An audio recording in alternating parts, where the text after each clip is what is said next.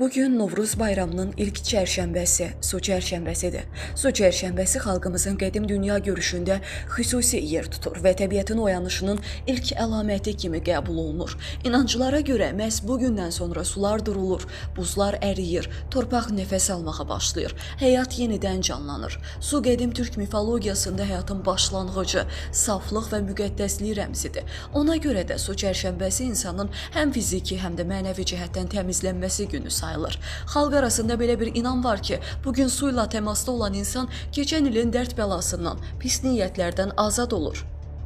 Bu çərşənbə ilə bağlı əsas adətlər: səhər tezdən axar suyun kənarına gedib üz-göz yumaq, su üstündən atlanaraq ağırlığım, uğurluğum suda qalsın demək, evdə su qablarını təmizləmək, həyat bacanı yumaq, uşaqlara su ilə bağlı xeyir dualar vermək. Bəzi bölgələrdə su çərşənbəsi əzəl çərşənbə və ya gözəl çərşənbə də adlandırılır. İnsanlar bugün bir-birinə daha xoş niyyətlər arzuluyur, küsüllülər barışır. Çünki su kin küdurəti də yub aparan müqəddəs ünsür hesab olunur.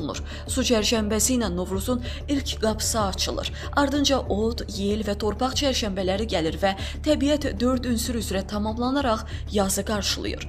Qoy su çərşənbəsi hər evə sağlamlıq, ruzi bərəkət və pak niyyətlər gətirsin.